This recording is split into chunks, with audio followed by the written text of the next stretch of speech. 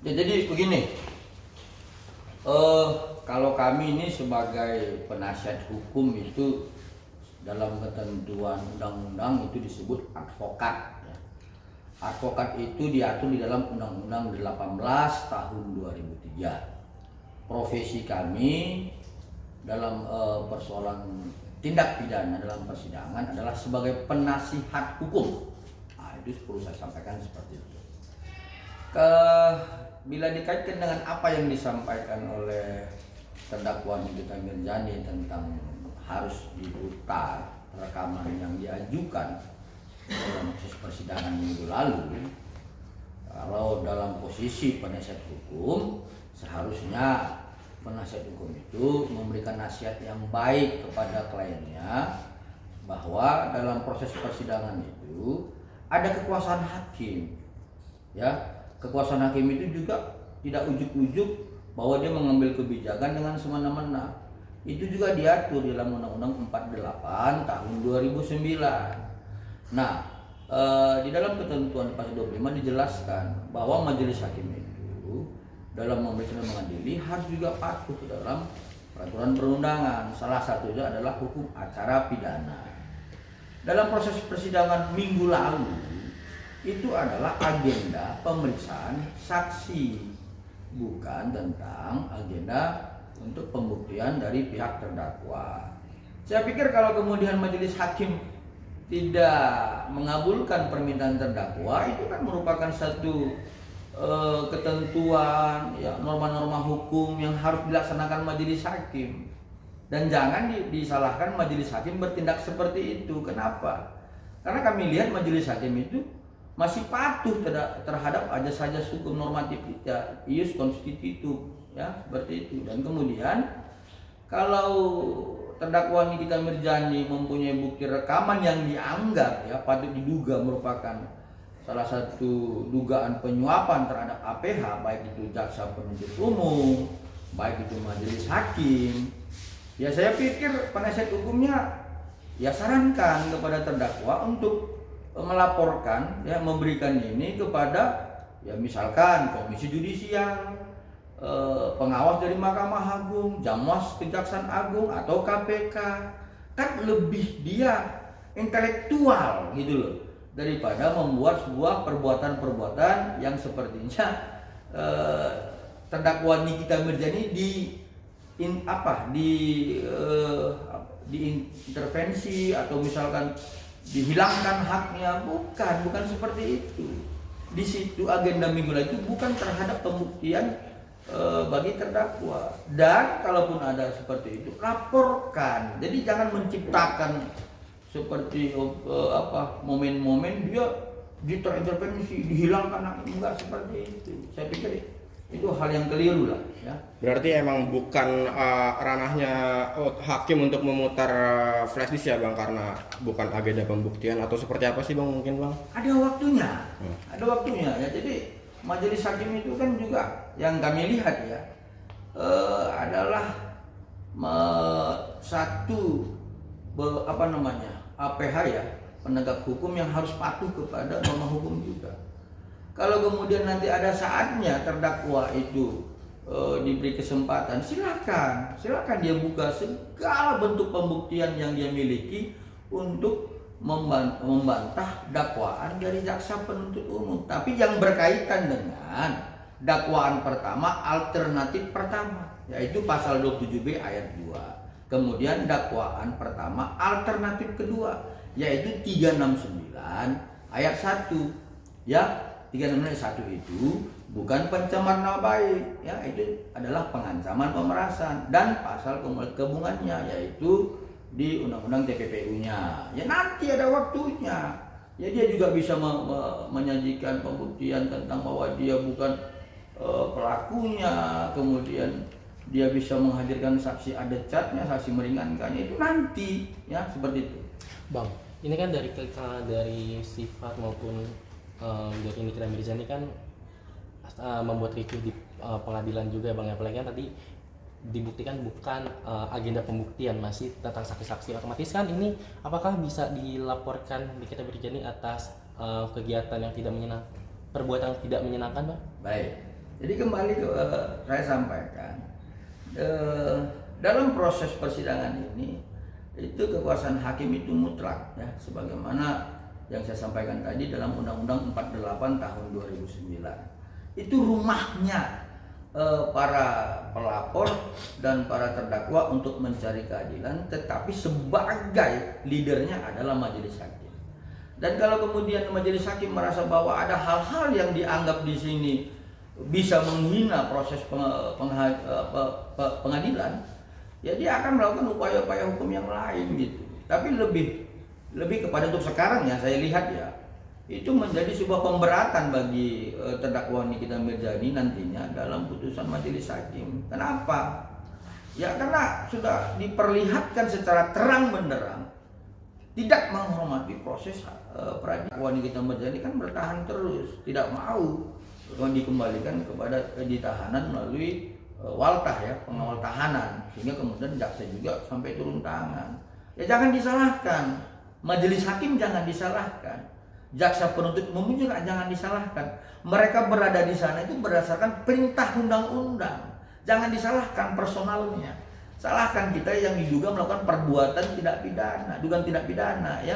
Jadi mereka itu perintah undang-undang. Jadi jangan ketika mereka melaksanakan perintah undang-undang selalu kita menuduh disuap lah, beginilah, memihak. Nggak begitu. Ya saya harap biarlah ya proses hukum ini berjalan dengan baik, dan kemudian saya memberikan saran, lakukan pembelaan ya, agar kemudian hal-hal yang dituduhkan kepada terdakwa Nikita Mirzani, kalau dia merasa tidak itu ada, ya silakan. Ada mekanisme hukum seperti itu. Tapi Bang, apakah ada potensi dari Nikita Mirzani untuk mendapatkan penangguhan penahanan atau mendapatkan bebas gitu Bang, kalau memang dia tidak terbukti gitu maksudnya ya Bang ya? Kalau dari kacamata Bang sendiri mungkin gimana sih melihatnya Bang? Kacamata saya kan Undang-Undang 18 tahun 2003, seorang advokat. Jadi kan saya tidak mempunyai satu pandangan terawan-terawan seperti itu. Itu kacamata majelis hakim ya. Jadi ya majelis hakim punya pertimbangan tertentu terhadap itu. Tetapi kalau kita melihat hukum normatifnya di dalam KUHP pasal 21 ayat 1 dan ayat 4, bahwa itu dapat ditahan. Tapi soal bagaimana kemudian itu ditanggung dan sebagainya, itu ranah dari majelis hakim. Ya seperti itu. Bang, ini Bang ya, ini terkait ada dugaan kalau seandainya klinik dari Dr. Riza akan disegel, itu bagaimana sih tanggapannya Bang?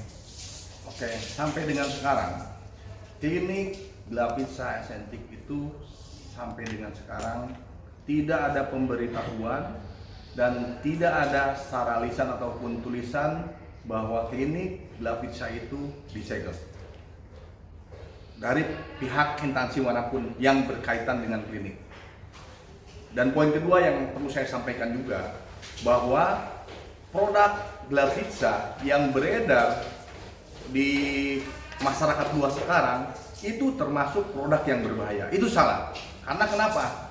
PT Glavitsa memproduksi, mengedarkan produk itu secara regulasi yang ada. Kita mematuhi regulasi daripada daerah, kita mematuhi regulasi daripada provinsi, kita mematuhi regulasi daripada pusat.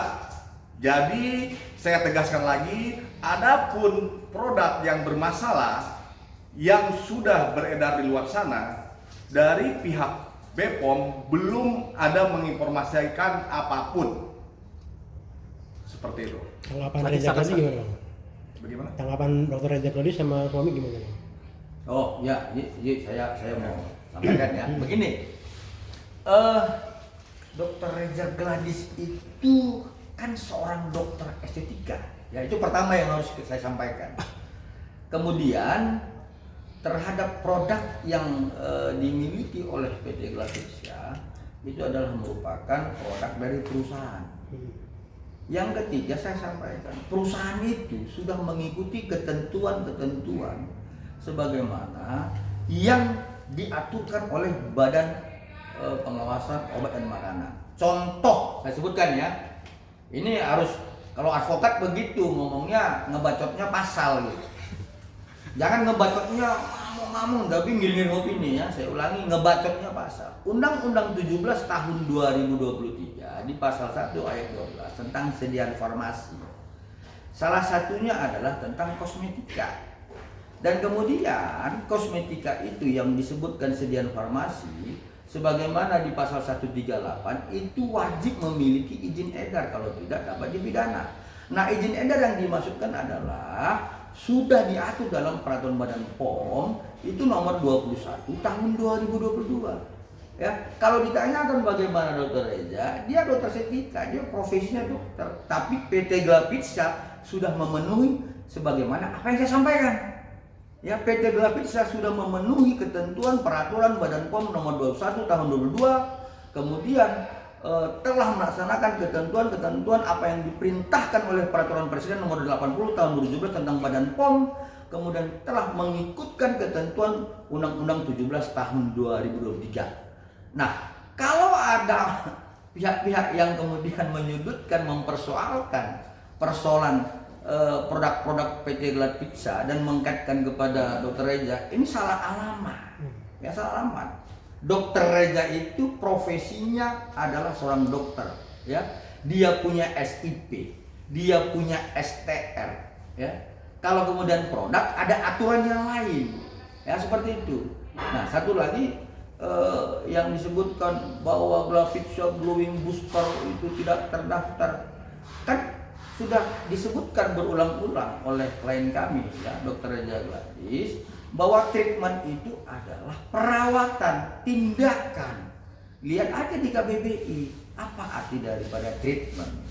Dalam artian begini, treatment itu tidak perlu didaftarkan, ya, menurut kami seperti itu, karena kami belum menemukan dasar hukum pendaftaran treatment. Kenapa? Lihat kembali dia di dalam Undang-Undang 17 tahun 2023 pasal 1 ayat 12 bahwa yang didaftarkan itu harus memiliki izin edar adalah sediaan farmasi. Sediaan farmasi itu bagiannya tidak ada pernah disebutkan treatment. Ya, ini contoh misalkan ini misal jangan nanti saya dianggap gimana. Seperti urut apa komisioner itu ya. Apalah di luar sana itu kan. Ya, perlakuan urutnya nggak perlu didaftarin gitu, tapi produk yang dipakai, oil yang dipakai boleh harus didaftarin. Ya, seperti kata rekan kami ya, yang Opung Robert sama Opung Surya itu ada masalah krimbat gitu. Ya, tentang sampo-nya didaftarin, tapi yang krimbat itu nggak boleh gimana mau didaftarin tangannya. Tapi kalau treatment kesehatan yang didaftarin adalah soal profesinya, keahliannya, siapa, dokternya, SIP-nya, STR-nya. Itu bukan di Badan POM, itu di Kemenkes Konsil gitu loh. Jadi harus dipahami, jadi jangan sesat-sesat kemana-mana gitu. Sekarang proses persidangannya adalah tentang dugaan tindak pidana adanya pengancaman dan pemerasan dan tindak pidana pencucian uang, bukan soal produk. Itu saya tegaskan, jadi jangan digiring kemana-mana gitu loh, seperti itu. Jadi kayaknya di kita jadi kayak pengen ngurusin produk, padahal sebenarnya bukan produk ya bang, lebih ke TPPU-nya ya bang ya. Ini pintar ya. Jadi sebenarnya itu. Jadi sebenarnya ini kan mau digiring ke sana gitu ya kan. Sebenarnya mencari kesalahan klien kami, produk gitu kan. Kan sudah dilaporin produk klien kami di Polda Metro Jaya, di Indah. Dan sampai sekarang kan nggak ada pembuktiannya gitu loh. Jadi dicari kesalahan, dibuat gugatan non prestasi, dibuat isu seperti ini. Bukan itu persoalannya. Persoalannya klien kami dirusak, ya diancam. Ya, dengan mengatakan merusak kredibilitas dia sebagai dokter, kemudian terhadap dia ketakutan, lalu terjadinya pemerasan ya di tanggal 14 dan tanggal 15 November. Lalu dia melapor. Kenapa? Karena awalnya nggak melapor, tapi karena ada lanjutan lagi tanggal 7 November, ya ada percakapan permintaan $2 juta Singapura. Nah, jadi tadinya dia merasa saya ini jadi ATM berjalan loh, padahal dia bukan takut terhadap produknya gitu. Jadi saya katakan selalu dengan tegas, buktikan, jangan ngebacot bahwa produknya salah. Saya tegas lagi bahwa Glapizza Glowing Booster Cell itu treatment, perawatan, tindakan. Lihat ke KBBI. Jangan asal ngebacot aja ini begini ini. Bukan, ya.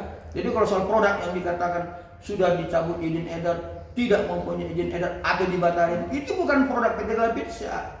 Ya salahnya yang punya produk, kan kita beli kepada mereka. Ya, seperti itu. Lagi? Oke bang, ini mungkin balik lagi